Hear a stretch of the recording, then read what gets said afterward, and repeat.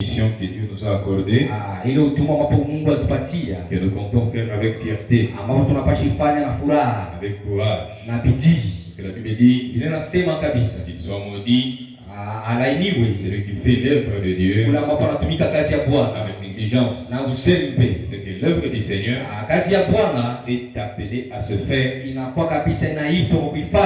avec du courage, avec du zèle. Si vous n'avez pas du zèle de la parole, vous aurez du mal à attraper les choses surnaturelles. Que Dieu soit béni. Alors aujourd'hui, comme je le disais tantôt, je vais devoir prêcher, je vais devoir enseigner juste un peu, pas tellement grave. Nous avons un sujet que vous avez vu, que nous avons posté, nous avons publié,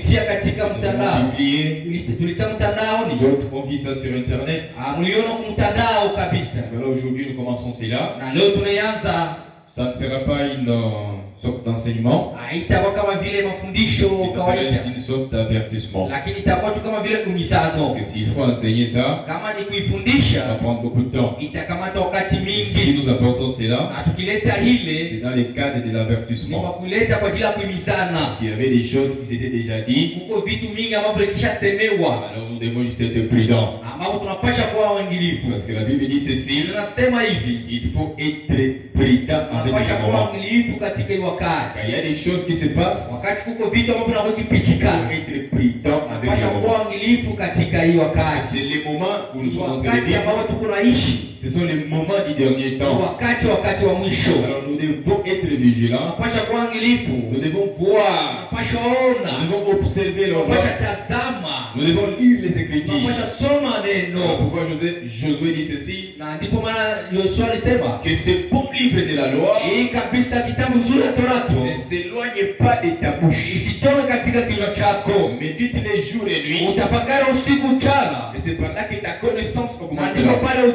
Et les bénédictions de l'Éternel seront sur ta porte. Il y a une bénédiction qui est réservée aux personnes qui méditent sur la parole de Dieu. Alors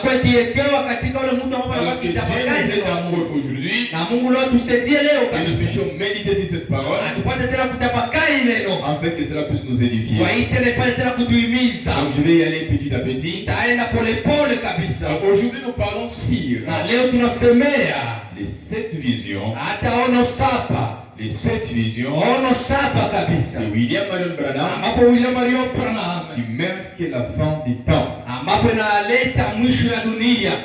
Aujourd'hui, nous parlons des visions que frère Branham avait vu autrefois. Et quand il avait vu cela, il s'est mis à écrire cela. Et alors ces visions-là devraient se passer avant la venue du Seigneur. Il y a eu 7 visions. Voilà les sujets que nous devons parler pour aujourd'hui. Pour commencer, parce qu'aujourd'hui, je vais seulement poser des bases.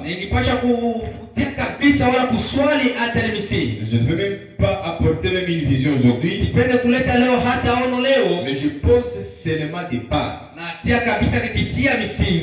y a des problèmes avec les chrétiens aujourd'hui.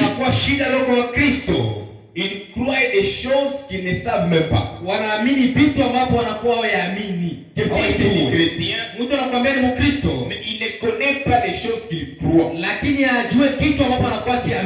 Quelqu'un se dit qu'il est quelqu'un du message, mais il ne connaît même pas c'est quoi le message. Ça c'est un problème.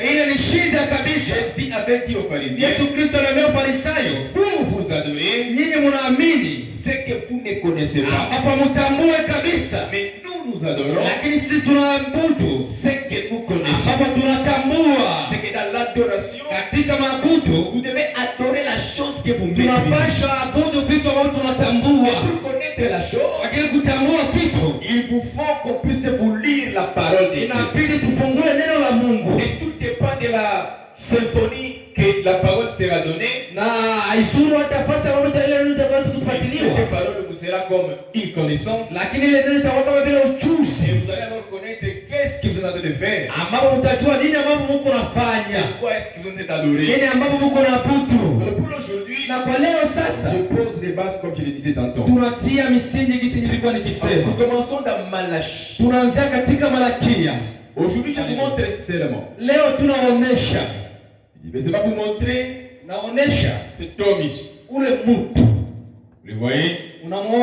Il est là. Je ne sais pas si tout le monde le voit bien. Aujourd'hui, ma prédication va se reposer sur cet homme. Quand je publiais ce thème, wakati nilikuwa nikitia katika hii lakini katika mtandao watu wengi walisema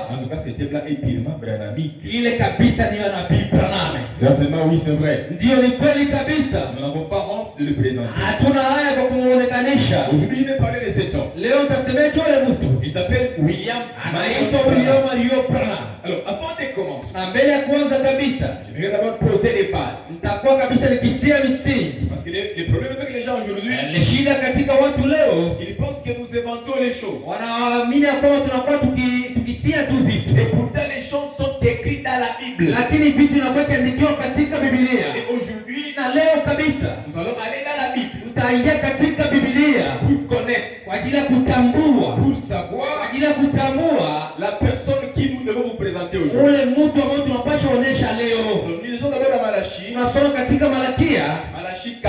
Malakia 4. Écoutez ce que dit la Bible. Musikia mambo Biblia inasema. Il se peut que ce verset vous l'avez déjà lu. Inawezekana Biblia mlishaka isoma. Écoutez encore cela. Na kuisikie tena. Parce que nous devons la lire aujourd'hui. Tunapaswa kuisoma tena avec une autre symphonie. Na ingine kabisa, ingine namna. Avec une autre note. Na ingine namna leo. Nous allons insister et préciser sur les choses. Na tutakuwa tukisema na kuisoma tena. Des fois on lit la parole de Dieu. Mara mingi tunakuwa tukisomea neno la Mungu. Vous pensez qu'on lit seulement et ça passe comme ça. Unaanza kwa tunasoma linapita tu. Il faut lire la chose et comprendre qu'est-ce que inabidi musome na unapoelewa vitu na nini anasema. Mungu atusaidie. Cet homme-là, ule mtu ule, il marchait dans une char. Alikuwa anatembea katika Ataga. Accompagné d'un homme de Dieu qu'on appelait Philippe. Alikuwa akisindikizwa na mtu Mungu anaitwa Philippe. Il lisait la parole de Dieu. Alikuwa akisoma neno la Mungu. Mais il n'arrivait pas à comprendre. Lakini hakuwa akielewa kabisa. Il lui fallait quelqu'un. Lakini ilibidi mtu. Il lui fallait un envoyé. Ilibidi ule mtumwa. Quelqu'un qui puisse venir lui expliquer. Ule mtu ambaye atakuwa kumfasiria. Et après cette explication, kisha mafasirio kabisa, il puisse maintenant trouver la grâce. Apate kupokea sasa neema. Si vous ne comprenez pas les choses, na kama mwelewe vitu kabisa, c'est du mal que vous puissiez même être sauvé. Ni yole kabisa kuokolewa. Parce que la Bible dit ceci. Biblia inasema hivi. Qu'est-ce que le royaume de Dieu? Kabisa hata ufalme wa mbingu. Le royaume de Dieu c'est quoi? Ufalme wa mbingu ni nini kabisa? Le royaume de Dieu, ufalme wa mbingu, c'est qu'il te connaisse toi le Seigneur, le vrai Dieu. Ambapo anatambua wewe Bwana Yesu Kristo. Et le royaume de Dieu, hata ufalme wa mbingu, c'est la connaissance ni ujuzi wa Yesu Kristo. Si vous ne connaissez pas Christ, kama ujue Kristo kabisa, c'est que vous n'êtes pas et vous ne pouvez même pas entrer dans le royaume de Dieu. Hawezi ingia katika kabisa hata roho ya Mungu. Il y a un grand mystère. Huko si kubwa kabisa nyuma ile ujuzi. Unapasha kuitambua. Mungu atusaidie kabisa. Ndugu Julia akeli sasa tukujedone. Moderateur wetu ule. Amen. Ndio maana tunasoma après lire ce verset. Tuko nasoma kabisa hii verset. Nous sommes dans Malachie. Tunasoma katika Malakia. Chapitre 4. Sura ya 4. Nous commençons au premier verset. Tunaanza mstari wa kwanza. Il dit ceci.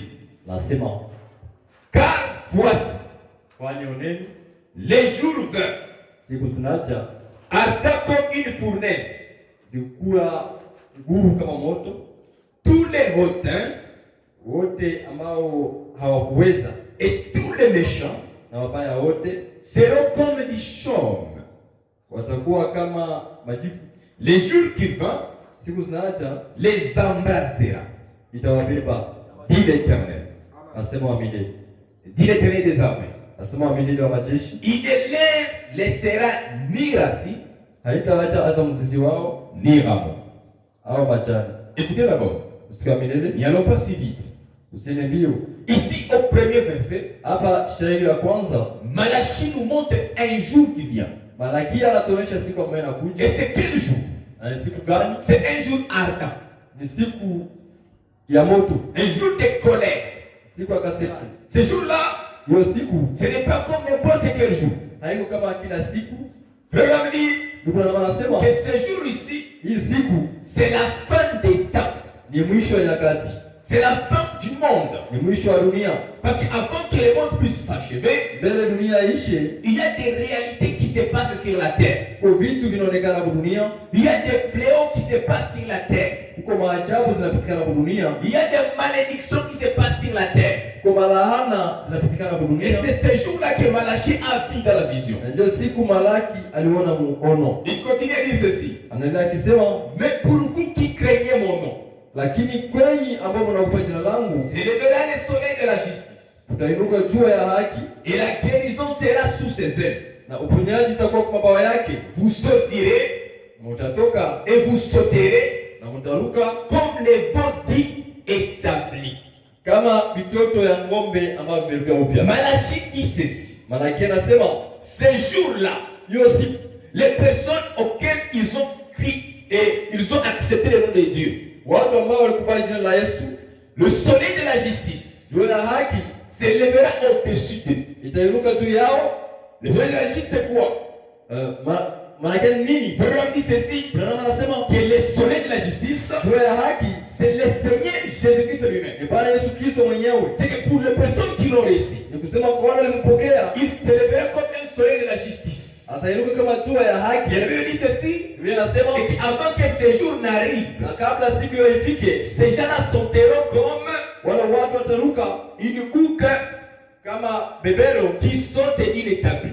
ambayo inaruka kutoka kumeza. Cela veut dire quoi? Ni kusema ni Que les premiers événements là-bas kwamba matukio ya kwanza vont devoir trouver ces hommes là-bas.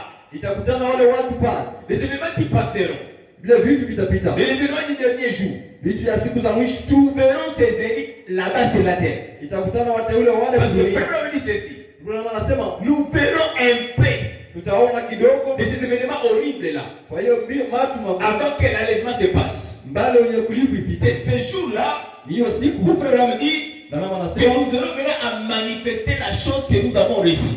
tutazidisha sasa kitu ambacho tulipokea. Ça ne sera plus encore une fois collective, Haitakuwa tena imani ya watu mais wote, ça sera une fois individuelle. lakini itakuwa imani ya kipekee. Qu'est-ce que toi tu avais emmagasiné pendant tout ce temps? Nini wewe uliweka kwa hiyo wakati yote? Les jours qu'on promenerait les portes de l'église. Siku ambayo utafunga milango za Comment kanisa, est-ce que toi tu te comporteras ces jours-là? namna gani utajiongoza ile siku? La chose qui est dans toi, Kitu kiko ndani mwako ça se manifestera.